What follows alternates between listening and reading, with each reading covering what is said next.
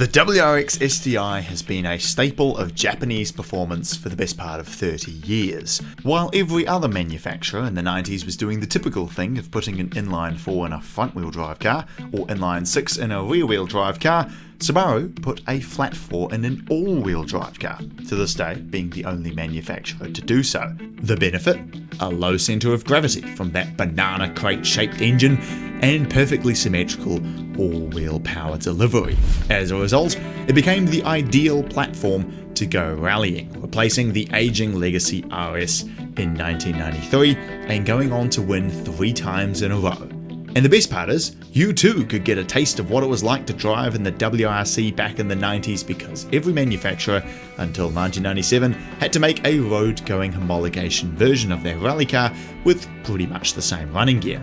And this, the WRX STi Type RA, was the most hardcore version of them all. No radio, wind-up windows, 4-pot brake calipers, massive scoops and vents all over the bonnet, an intercooler water sprayer, huge spoiler, and a freaking vent in the roof. Can it get any cooler than this? The engine is Subaru's very well known EJ20, a 2-litre turbocharged flat 4 engine, but with this being the Type RA, it has a few upgrades over the standard WRX STi.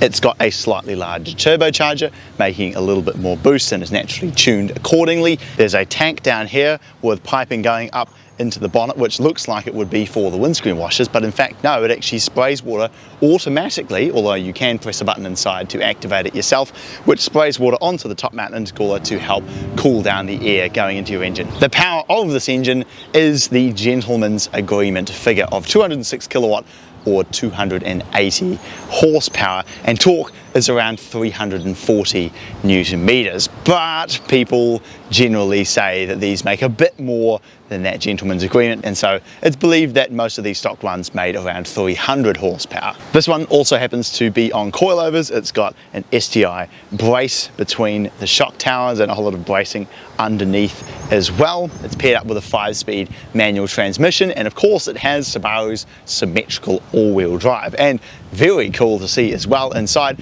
it's got the little center diff adjustment. In the fully locked setting, it allows you to do massive slides in the snow or on a rally stage, but for general driving the owner has it on the minimum setting so that it doesn't lock up and chatter away when just driving down to the shops. It's pretty remarkable this is now getting on a 30-year-old car, and yet it has all of this cool technology and makes a hefty amount of power up there with a modern day Civic Type R from a 30-year-old car. It's pretty cool to see. And now the interior.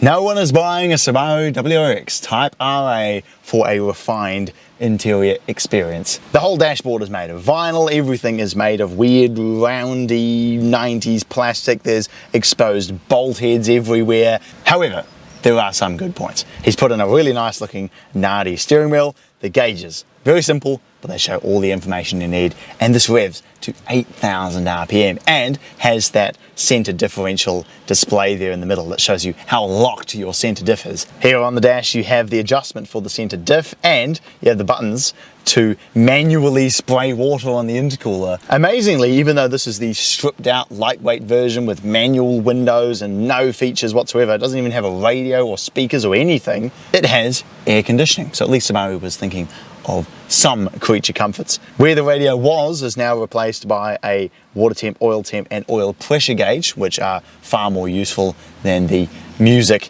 that you wouldn't be listening to anyway, because you'll be listening to the sound of your flat 4 boxer engine. The seats are both unbelievably narrow, low and extremely uncomfortable, but hold you in about as well as you can possibly be held in, to be honest. And the transmission, fantastic feeling gearbox. Let's go for a spin and see how it drives. Subaru WRX STi. I'm just going to close the little roof flap up here and see how this homologation rally car goes. Goodness me.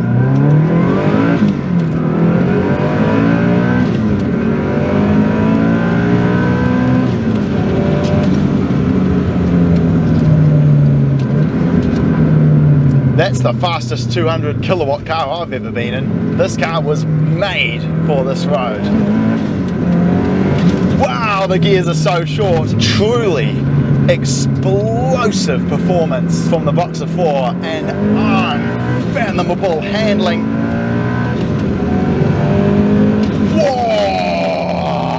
first gear.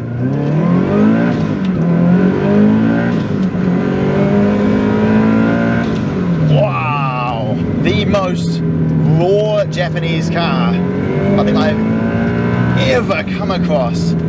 Incredible sound, but because the exhaust isn't like too loud, you can enjoy it without worrying about sounding like an absolute yobbo. Immediate response to all of your inputs, fantastic feeling transmission, great steering, and to think this is factory power, you are just flying in this.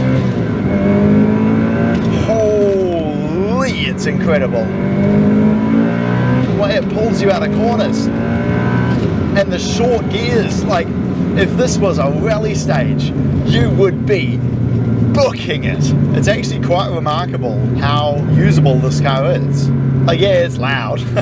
It's not a very quiet experience. You'd want earmuffs if you drove at any kind of long distance, but it's actually pretty comfortable. So I think this is their most raw, high performance car. And yet compared with most other 90s high performance cars, especially ones from Honda, this is a lovely drive. It's very comfortable. And I just love how short the gears are. First, second, third, fourth. Oh, that's so awesome. And it builds boost really quick. Once you get the revs up, just, you know, foot down, boost. Wow, that's like less than a second of lag. It is immediate. Oh my word. And Subaru's four-wheel drive, like, I remember my legacy. The four-wheel drive was nice to have, but it also seemed to just make the car understeer. This, on the other hand, you can just feel it yanking you through the corner, like a front-wheel drive car with a limited slip diff, but also like a rear-wheel drive car where it squats under acceleration. Would I own it? Yes, absolutely. It's one of the few raw, most high-performance Japanese cars that I've driven that you could actually genuinely use. You can see I'm not bouncing around in my seat like this. The ride is acceptable. It is a genuinely usable family sedan that just happens to be blistering. But yeah, this thing is incredible, eh? Oh, I've never driven a car that just swoops through corners like that. It's insanity. I'm gonna say it. This is the best Japanese performance car that I've ever driven. Truly one of the all-time great cars, and there is a reason why these are worth a pretty staggering amount of money, because where else can you get a stock 90s Japanese car that you can use every single day with 4 doors, but that is 1,250 kilos with that much power, and just that much savage performance. Thanks very much for watching, and I will look forward to seeing you again next time.